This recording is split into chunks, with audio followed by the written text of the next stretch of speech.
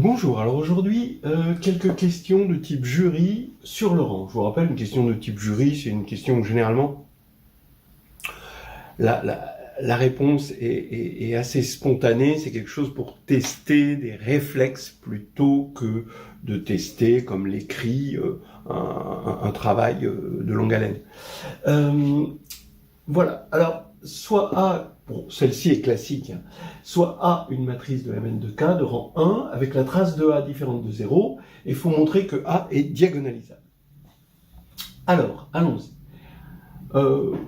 Voilà la solution classique. Ker de A, donc Ker de A, c'est le sous-espace propre pour la valeur propre 0 de A. Et Ker de A, sa dimension, par la formule du rang, c'est n-1. Voilà. Donc c'est ce que j'appelle la multiplicité géométrique de 0, c'est-à-dire la dimension, ce que j'appelle la multiplicité géométrique de lambda, c'est la dimension du sous-espace propre pour la valeur propre lambda. Bon, on sait que la multiplicité algébrique est supérieure à la multiplicité géométrique. La multiplicité algébrique, c'est la multiplicité de la racine de la valeur propre, donc c'est une racine du polynôme caractéristique, de la racine dans le polynôme caractéristique. Voilà. On sait qu'elle est supérieure à mg de 0. Voilà. Ce qui donne pas énormément de choix à ma de 0, puisque ça c'est inférieur à n, d'accord, forcément, puisque le polynôme caractéristique il est de degré n. Donc ça veut dire que ma de 0 est égal à n-1 ou n, puisque c'est plus grand que n-1 et plus petit que n. Mais ma de 0 est différent de n, parce que si la multiplicité algébrique de 0 était n, ben, ça voudrait dire que 0 est la seule valeur propre, et comme la trace c'est la somme des valeurs propres, ben, ça fait 0. Bien. Donc on est sûr, donc, contrairement à l'hypothèse, voilà. Donc on est sûr que ma de 0 est égal à n-1. Ce qui veut dire, par définition de ma de 0, que x puissance n-1 divise le polynôme caractéristique qui a. Donc ça veut dire que Kia est égal à xn-1, mais qu'est-ce qui reste? Bon, à partir du moment où Kia est unitaire, ça veut dire que c'est Kn-1 facteur de x moins lambda, avec lambda forcément non nul. Soit parce que lambda est égal à trace de A, soit parce que xn ne divise pas Kia, puisque la multiplicité algébrique serait égale à n dans ce cas-là, ce qui n'est pas. Bien. Donc, le bilan des courses, c'est que la multiplicité algébrique de 0 est égale à la multiplicité géométrique de 0, d'après ce qu'on a vu là, mais c'est vrai aussi pour l'autre valeur propre non nulle, lambda. Pourquoi? Parce que la multiplicité géométrique, comme lambda est valeur propre, elle est forcément supérieure ou égale à 1, et comme elle est inférieure à ma de lambda qui, elle, est égale à 1, la multiplicité algébrique, lambda est racine simple, donc ça veut dire, ça force à avoir ici l'égalité. Voilà. Et c'est un critère de diagonalisabilité, que pour toutes les valeurs propres, on a égalité entre la multiplicité algébrique et la multiplicité géométrique, alors c'est diagonalisable. Voilà. Donc ça, c'est un classique, et on a ici la méthode classique d'une question classique. Je vais donner une autre méthode, pour ceux qui aimeraient les choses un peu plus affriolantes, voilà, donc c'est la méthode fun. Regardez, vous avez qui a, d'accord, bon, vous l'écrivez, le polynôme avec ses coefficients. Bon, qu'est-ce que les coefficients de qui a? Alors on sait que AI, bon, alors il y a des changements de signe, on le sait, moins 1 puissance n moins i, et là, on a la somme des mineurs diagonaux de taille n moins i. Donc, vous voyez par exemple que AN-1, ça veut dire que c'est la somme des mineurs diagonaux de taille 1, avec un moins ici. Bah oui, c'est la trace, ça. D'accord? Et quand on va regarder A0, c'est moins 1 puissance n, oui, et il n'y a qu'un seul mineur diagonal de taille n, bah oui, c'est le déterminant. Donc c'est moins 1 puissance n fois le déterminant. Donc vous voyez, les autres suivent la même loi. Voilà. Et ça, c'est quand même un résultat pas connu, mais c'est intéressant de le connaître. Voilà. Eh bien, étant donné que la matrice est de rang 1, on peut affirmer que à n-1, bon, lui, il est non nul, par hypothèse ici, mais tous les autres, puisque ce sont des mineurs de taille strictement plus grand que le rang, bah, les mineurs sont nuls. Donc ça fait référence à un théorème qui va bien dans une leçon sur le rang, qui dit que le rang, c'est la taille maximum d'un mineur non nul. Voilà. Donc ça veut dire que tout est nul.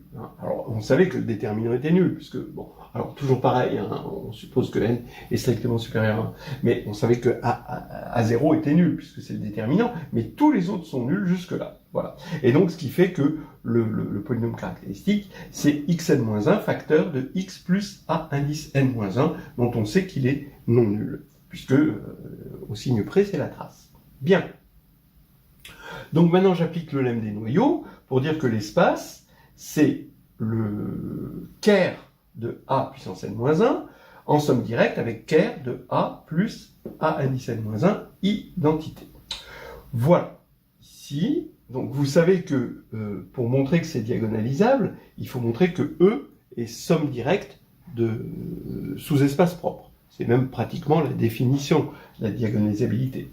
Donc il faudrait enlever ici ce n-1, et là on a gagné. Ben oui, c'est vrai, parce que ker de A, ben, il est clair qu'il est inclus dans ker de A puissance n-1, puisque tout ce qui annule A annule évidemment A puissance n-1. Et maintenant au niveau dimension, ben, la dimension de ker de A, bah, c'est n-1 par la formule du rang. Et la dimension ici, bah, si c'était n, ça voudrait dire que A serait nilpotente. D'accord? Mais si A est nilpotente, elle aurait une trace nulle. Donc c'est pas possible. Donc les dimensions sont bien égales. D'accord? Et on a gagné, on a ici l'égalité. Et ce qui fait qu'on a bien ça et les diagonalisabilités. Voilà, c'était un petit exercice avec un côté classique, un côté peut-être un petit peu moins classique, frais du matin. Alors une autre question de jury dans le cadre du rang en algèbre linéaire. Alors, soit A, une matrice de Mn de K, K c'est un corps, L une extension de K, donc K est un sous-corps du corps L. Alors on considère les polynômes minimaux mu à K et mu à L. Alors évidemment, il n'y a pas de raison qu'ils soient égaux. Par définition, lui, ça va être le polynôme donc unitaire, hein, minimal pour la divisibilité, parmi les polynômes de K de x qui annulent A. Et ça, c'est parmi les polynômes de L de x hein, qui annulent A. Alors évidemment, il y a beaucoup plus de polynômes là, ici, que là. D'accord, il y en a plus et il y a une inclusion, évidemment. Hein. Donc, faut montrer qu'ils sont égaux, que ces deux polynômes sont égaux. Voilà, donc ça c'est une question assez classique qu'on peut poser aussi dans le cadre de l'écrit. Et la clé du problème réside dans le rang. Voilà. Alors, voilà, le premier réflexe, c'est quand même une double divisibilité en quelque sorte, c'est-à-dire il faudrait montrer que lui divise lui et que lui divise lui, ou une seule des deux divisibilités et une égalité de degrés.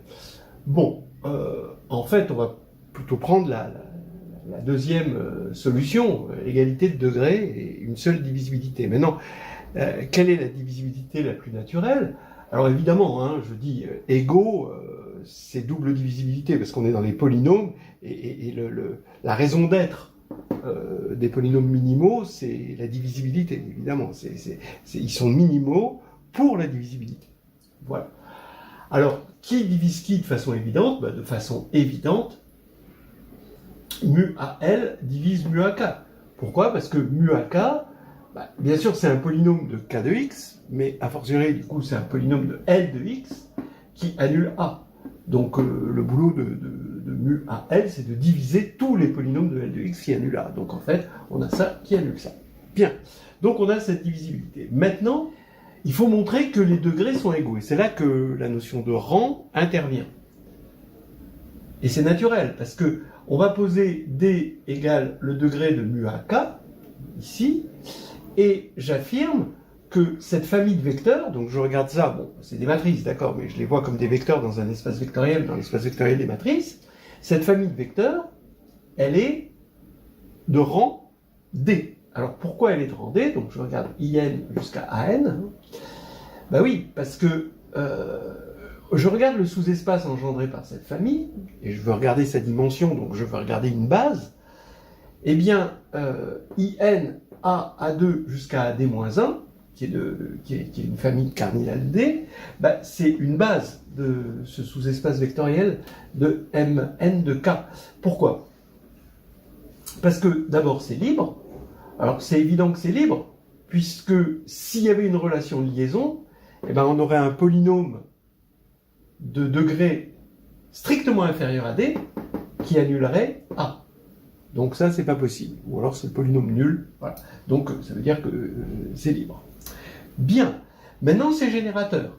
Oui, parce que si on regarde, bah, bien sûr, IN, c'est dans la famille, A, c'est dans la famille, bon, bien sûr, A D-1. Maintenant, A puissance D s'écrit en fonction de la famille, puisqu'on a un polynôme minimal qui est de degré D. C'est-à-dire que AD s'écrit linéairement en fonction de cette famille-là. Maintenant, AD plus 1 jusqu'à AN, et ben aussi par récurrence, en multipliant juste par A et en utilisant l'hypothèse de récurrence.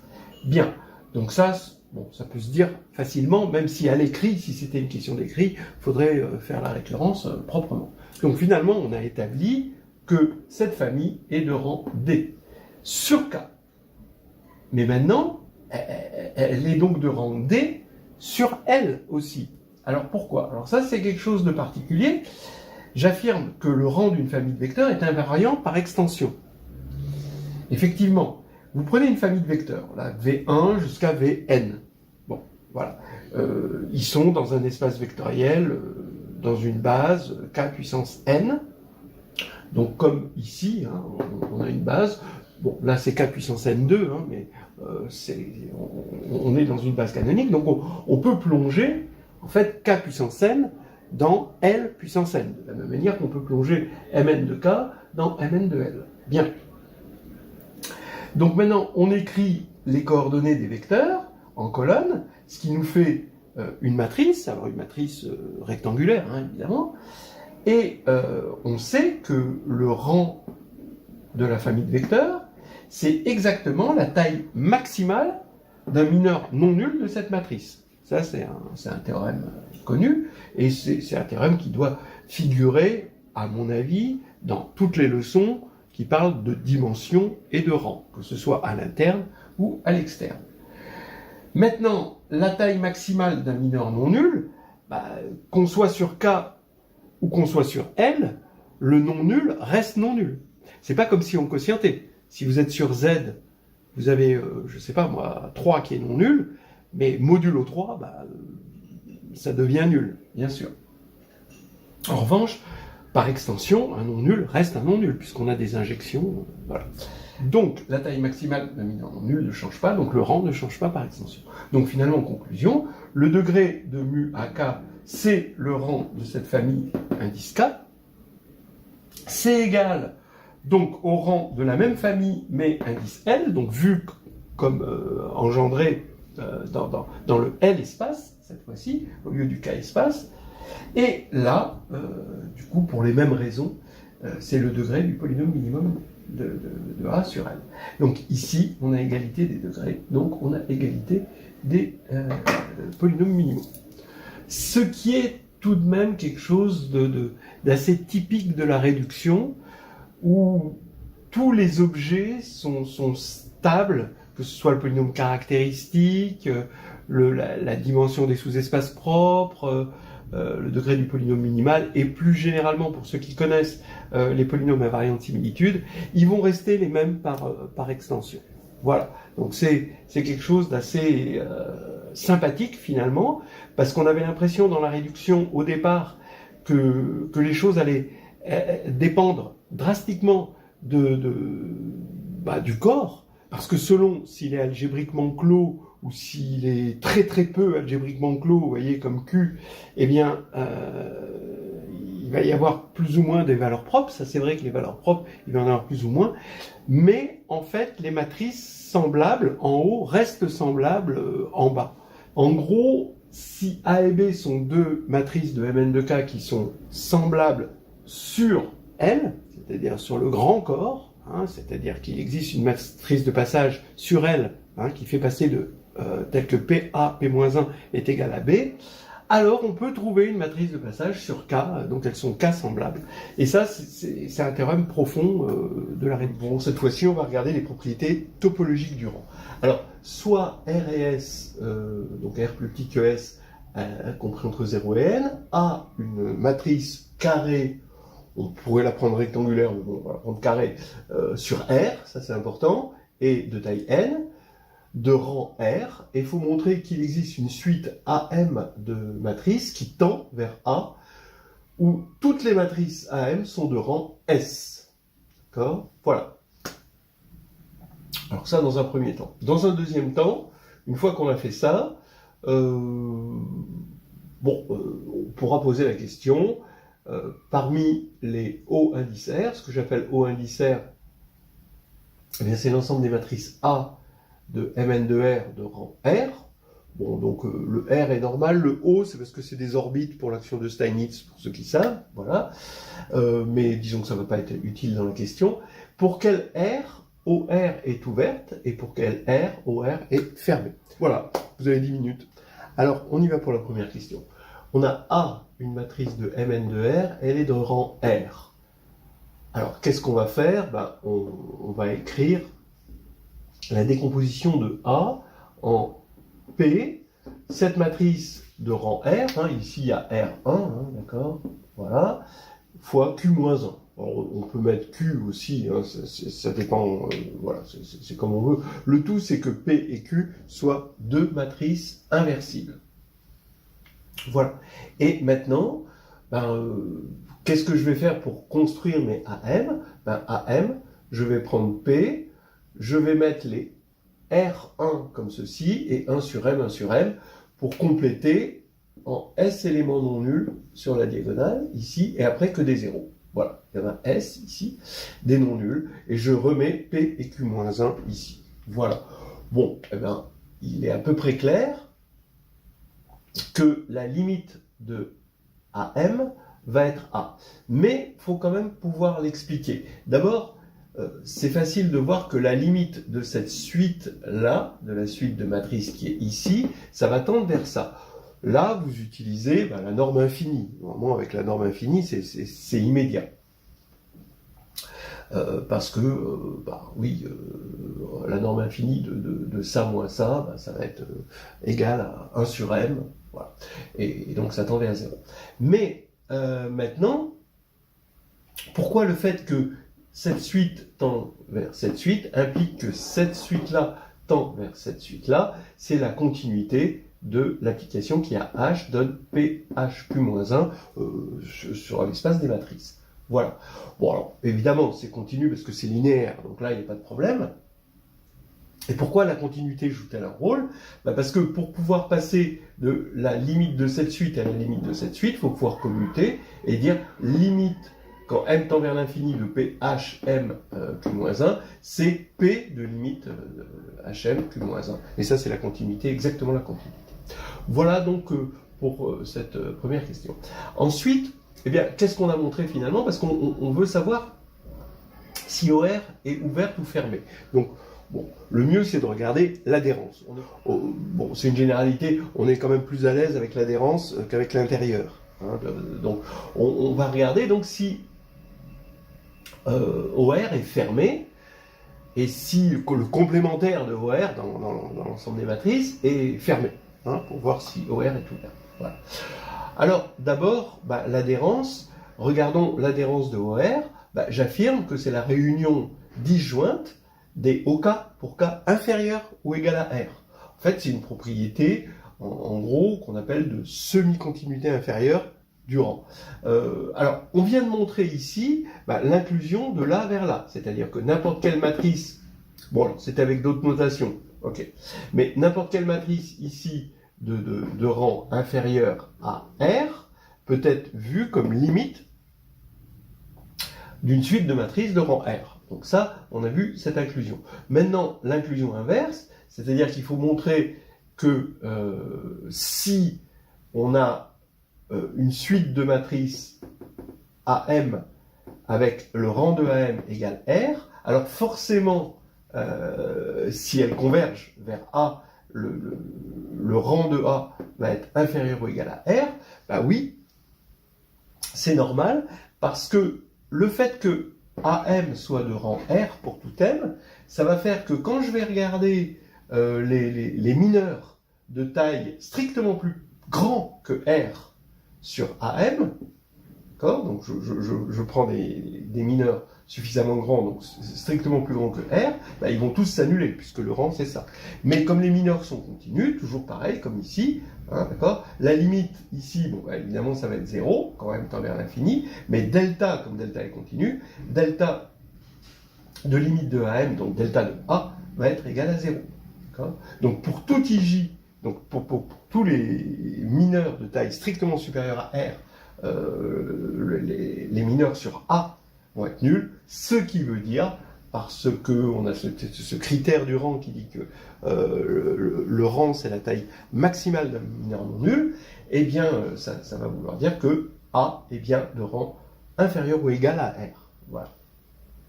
Donc on a cette égalité qui nous permet de tester. Alors d'abord, remarquez que ON c'est GLN. GLN c'est assez connu que c'est ouvert, mais là on le retrouve. Parce que quand on va faire le complémentaire de ON dans MN, bah forcément le complémentaire, comme le rang est inférieur ou égal à N, bah le complémentaire ça va être l'ensemble des matrices de rang inférieur ou égal à N-1.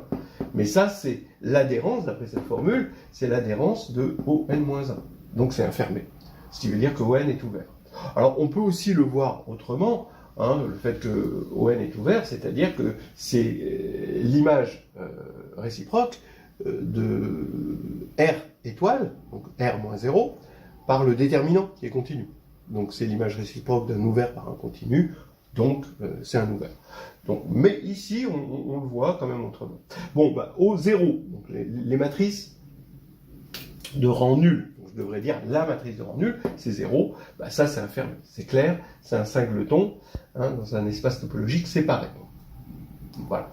Alors maintenant, bah, j'affirme que si R est strictement compris entre 0 et N, bah, OR est ni ouvert ni fermé. Alors d'abord, OR n'est pas fermé, parce que R est différent de 0, et donc comme R est strictement positif, bah, OR bar ici, on voit bien d'après cette formule que ça ne va pas être OR, voilà. Et pourquoi c'est pas ouvert? Bah, on regarde le complémentaire de OR, et on voit que ça, c'est pas fermé, tant que R n'est pas égal à N, parce que si R est différent de N, et ben OR sera toujours dans l'adhérence de Mn moins OR, évidemment. Voilà.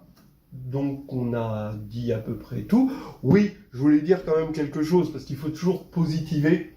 Regardez, quand R est strictement compris entre O et N, OR est ni ouvert ni fermé. Alors il faut quand même positiver à la fin, il faut quand même donner un compliment aux gens, il faut toujours voir quelque chose de bien. Alors qu'est-ce qu'on va pouvoir lui trouver OR comme jolie propriété qui va le distinguer du n'importe quoi. Voilà.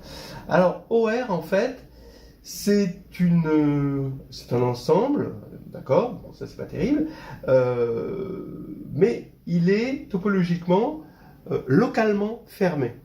Alors localement fermé, ça veut dire qu'il est ouvert dans son adhérence. Tous les ensembles, vous pouvez trouver des contre-exemples, ne sont pas localement fermés. Mais là, c'est localement fermé. C'est-à-dire, vous prenez OR, regardez OR bar, voilà. Et maintenant, quel est le complémentaire de OR dans OR bar? Eh bien, c'est OR-1 bar, bien sûr. D'accord?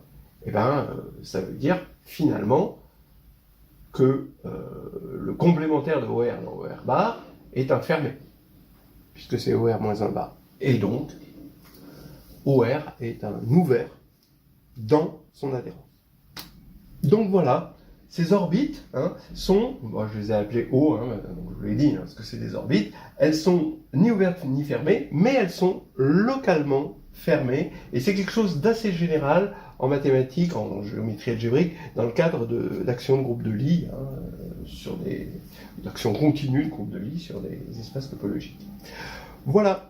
Encore une question de jury autour du rang, alors cette fois-ci plus vraiment beaucoup plus particulier à l'agrégation externe, cette fois-ci, parce qu'il est question de congruence et de choses sur les corps finis.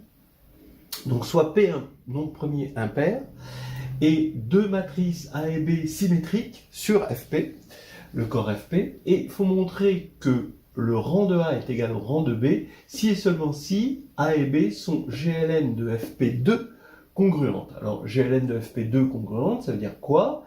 Ça veut dire, donc je vous rappelle que A et B sont deux matrices symétriques de taille n sur Fp, et il faut qu'il existe P, une matrice P dans GLN de Fp2, telle que B égale P à P transposé. Donc vraiment là c'est spécifique à grec externe parce que les corps finis sont pas au programme de l'interne.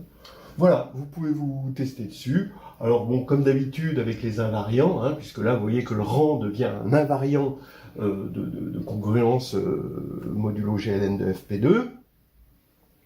Eh bien, le sens facile, c'est toujours pareil, c'est le fait d'avoir un invariant. Le fait d'avoir un invariant total, c'est-à-dire dans l'autre sens, eh ben c'est plus difficile.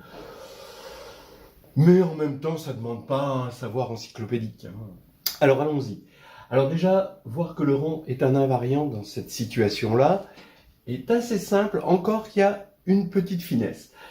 Si A et B sont GLN de Fp2 congruent, donc si on a cette situation, alors vous voyez que B et A sont équivalentes. Vous remplacez P transposé par Q. P et Q sont deux matrices inversibles, donc A et B sont équivalentes, donc elles ont même rang. Mais il y a quand même une finesse, parce que ici, on parle de rang sur Fp, implicitement. Alors qu'ici, on a un rang sur Fp2. Mais il faut, je pense, rappeler, que ce soit à l'écrit ou à un moment, si ça se passe à l'oral, évidemment, ça peut surgir d'une discussion du jury, ça peut être une demande du jury, de rappeler que le rang sur Fp2, c'est la même chose que le rang sur Fp. Voilà. Et ça, c'est quelque chose de relativement profond quand même, c'est pas n'importe quoi. Par exemple, on l'a dit, ça se démontre avec le critère par les mineurs du rang, d'accord, que le rang d'une matrice, c'est la taille maximale d'un mineur non nul. Voilà.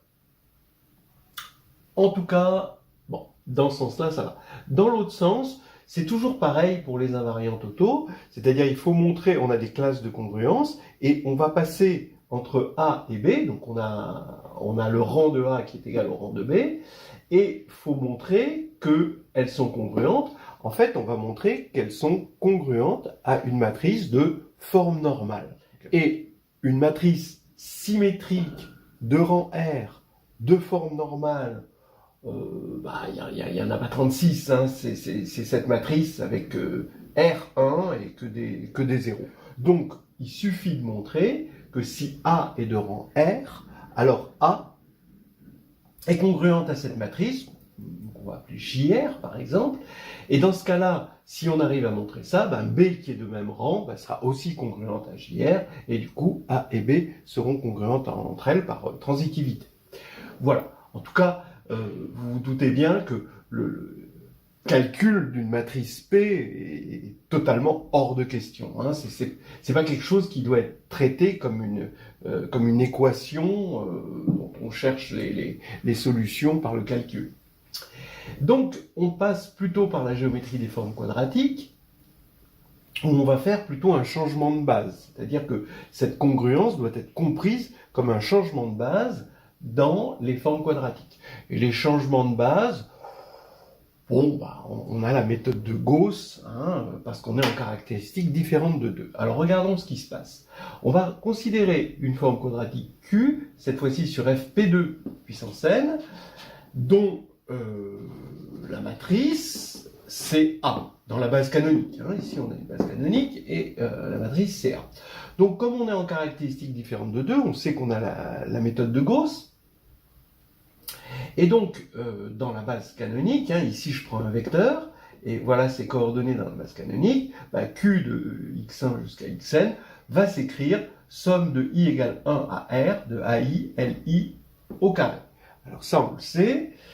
On le sait qu'on va avoir li des formes linéaires indépendantes, ça c'est assuré par la méthode de Gauss. Ce qui est aussi assuré par la méthode de Gauss, c'est que le rang de Q est égal au rang de R, et c'est le nombre de formes linéaires indépendantes que l'on obtient. Donc ça, c'est dans un cours sur les formes quadratiques. Alors ce qu'on sait de la méthode de Gauss, c'est quand on est sur un corps K de caractéristiques différentes de 2, eh bien, les coefficients qu'on a ici restent dans K. Alors bien sûr, il faut que ce soit une caractéristique différente de 2, parce qu'il y a des divisions par 2, mais sinon le reste, c'est que des choses autorisées dans les corps. Ce qui veut dire, étant donné que A est dans Sn de Fp, que les petits AI sont dans Fp. Voilà. Et comme ils sont dans Fp, eh bien, ils peuvent avoir une racine carrée dans Fp, mais ils peuvent ne pas avoir de racine carrée dans Fp, mais ce dont on est sûr, c'est qu'ils ont au moins une racine carrée dans Fp2. Alors pourquoi? Parce que on sait qu'ils ont une racine carrée dans une extension quadratique, une extension de degré 2, hein, de Fp. Or, il n'y a qu'une seule extension de degré 2 de Fp, c'est Fp2. Hein, donc on sait, ça c'est un théorème, qui dit qu'il existe un unique corps fini de cardinal P2. Hein, et toute extension de degré 2 est de cardinal P2, donc forcément, c'est dans Fp2. Donc les alpha I sont tous dans Fp2. Ça c'est une chose remarquable, vraiment intéressante, c'est que contrairement à Q, parce que dans Q, si vous voulez une racine de 2, vous allez dans Q de racine de 2, si vous voulez une racine de 3, vous allez dans Q de racine de 3, mais ces deux corps sont bien distincts. Alors que là, c'est les mêmes corps, c'est la force de l'unicité d'un corps fini à P2 éléments, Pk éléments en général. Bon, bref, j'ai ces alpha I dans Fp2. Bon, ça tombe bien, je travaille dans Fp2, donc je suis toujours sur mon corps. Donc j'ai Q de x1 jusqu'à xn, c'est une somme des alpha I, Li au carré. Comme les Li sont des formes linéaires indépendantes, bon, les AI sont non nuls, j'aurais dû préciser, sinon on n'aurait pas le rang R. Eh bien, là, les alpha I sont non nuls aussi, les alpha I, Li sont aussi des formes indépendantes, je les appelle L', I allant de R à R, et maintenant, comme elles sont indépendantes, je les complète en une base du dual de Fp2 puissance n. Bon, alors maintenant, je vais prendre la base antéduale E', des L', Le job de cette nouvelle base, c'est de faire en sorte que L'I d'un vecteur U, c'est la ième coordonnée de U dans cette base. Donc ça veut dire que maintenant, mon vecteur U, quand je vais l'écrire dans cette base, la forme quadratique Q de U, mais dans cette base, va s'écrire somme de I égale 1 à R des X' au carré.